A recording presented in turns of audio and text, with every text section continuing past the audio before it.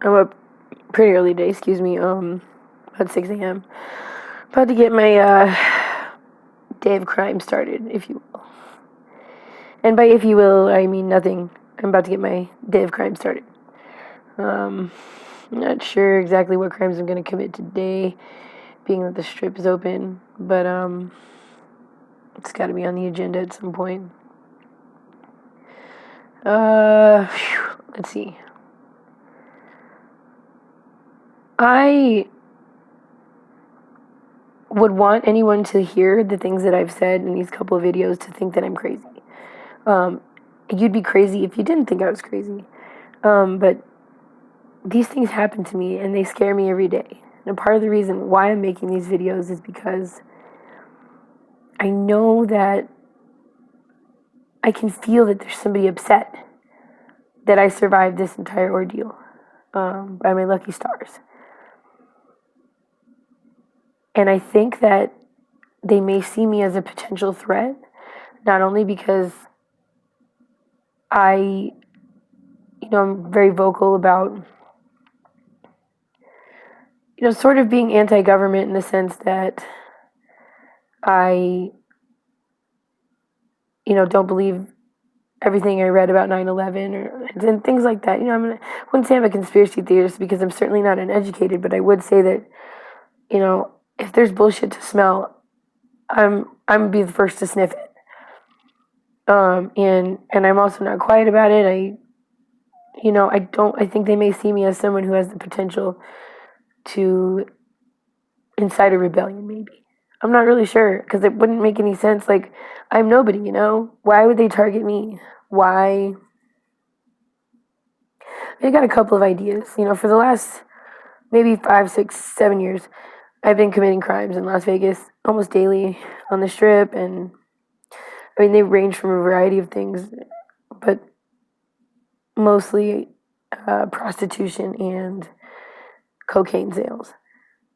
Just that every time I've been approached by an undercover, I mean, me personally, I don't sell drugs.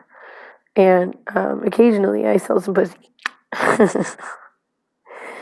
Just kidding.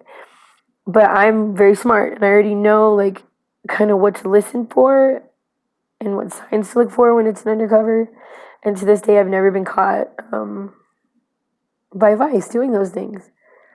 One time, one of them invited me all the way up to his room, and he did real cocaine with me, but just kept pressing me on a price for sex. And at this time, I was not even a prostitute. I was literally just promoting.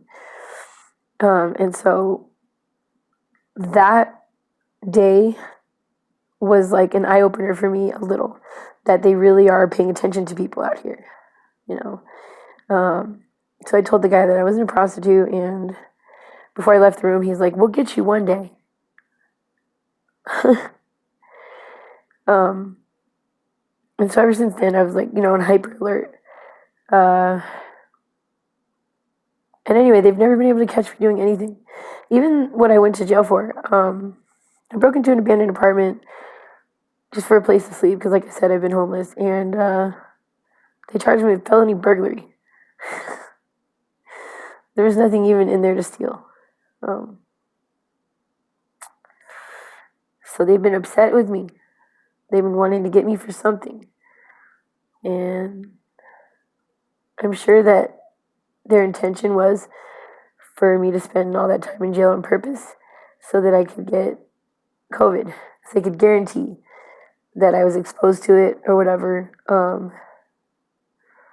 Because I believe that they've been trying to infect me since January. As time goes by, I'll tell you guys a little bit more of like the incidents that occurred, but a lot of them are so crazy sounding and scary that they're unbelievable. The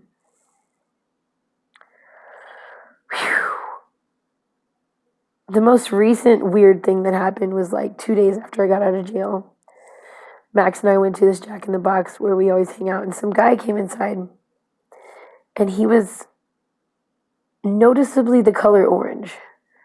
Like, it wasn't even a natural, like, tanning lotion, or I swear he was orange. It wasn't a tanning lotion type orange. It was like paint orange. I can't even, it was really scary. And I was like, well, look at that guy's skin. That's weird, you know? And he starts walking towards me, towards me. And his eyes really, he had like this menacing look on his face, you know? And he's like, free COVID on the house, free COVID on the house. Do you have COVID? Do you have COVID? He's like, you should be quarantined. Well, that was right after I had gotten out of jail, and they kicked me out early, so I couldn't finish my quarantine. So I thought that was strange. And I said, what are you running around passing out the disease? I said, what do you mean free COVID on the house? He's like, free COVID, free COVID, free COVID. And it was really scary. So then I went to go grab a napkin. My boyfriend said that he walked so close to me. I turned around before the man could touch me, but my boyfriend was like, hey, dude, back up.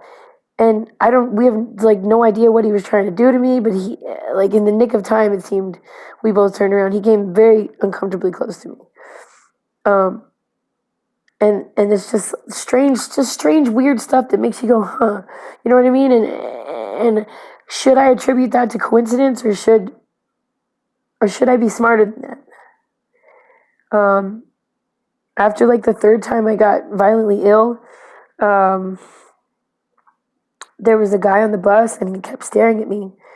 And a lot of times that's what these people that follow me around, that's what they do. They just watch me, they listen to my conversations, just hear what I'm doing next. And, you know, it's different people sometimes, but they rotate them out. But they're all working for they're all under the same umbrella. Anyway, so I looked at this guy and I said, hey, quit looking at me. Quit looking at me. And he didn't say anything. I said, did you hear what I said? Quit looking at me. And I said, I know you're one of those people, the ones that watches everybody and follows around. I said, leave me the fuck alone. I said, because you guys are trying to get me sick. And I said, I'm not going to catch this coronavirus. And I said, and even if I do, I'm not going to die from it. And I had no idea that I was even vaccinated or anything. And the man looks at me and he goes, maybe you're immune. And I looked at my boyfriend and I said, I bet I am immune. I said, that's what he's telling me. He's telling me I'm immune. He is one of them, like I thought, you know? And so it turned out that I was. I wish I could make these things up. They wanted me to know that they were trying to poison me, just in case I did try to tell someone, I would sound crazy. I was boosting inside of a Sephora right before the shutdown. And this lady walks up to me and she's like, hey, how are you today? And I was like, fine, how are you? She goes, I'm good. She goes, do you see all the people around wearing masks? And I was like, yeah, so? And she's like, there's a virus going around. Like, with this facial expression I'm making, she's like, there's a virus going around. It's very contagious. And I said, okay, well, because I'm homeless, I don't have a television or, like, you know, really much access to, like, the news, so I had no idea. I didn't care. But I had no idea. She's like, yeah, it's really contagious. It's really, really contagious, especially for people with pre-existing conditions. And I said, okay. She's like, you know, like rheumatoid arthritis. Well, I have rheumatoid arthritis, of course. And I just looked at her and I said, hey, get the fuck away from me, right?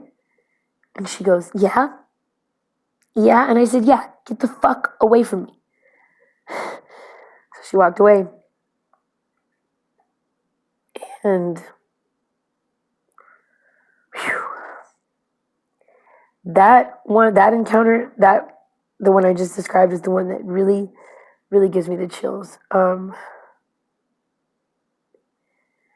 Because, you know, yeah, I'm a criminal, a prostitute, and what have you. But does that really mean that my life has no value? I mean, does that mean that I deserve to get COVID and die?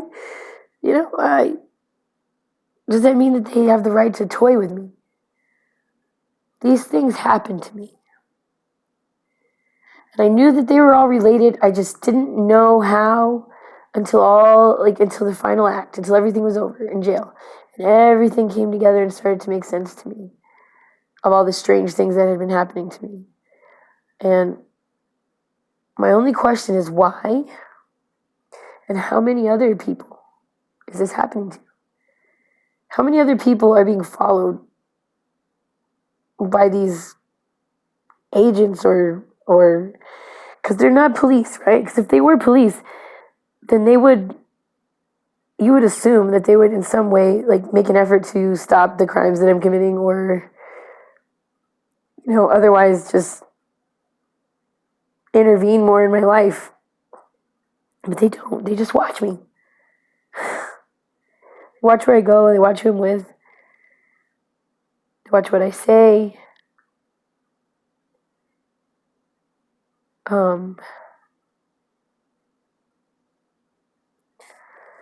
You guys,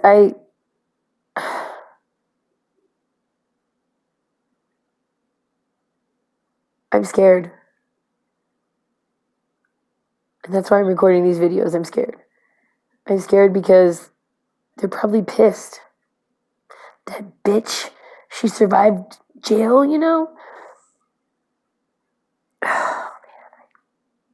So now, if Dad couldn't kill me that way, they're gonna try to eliminate me some other way.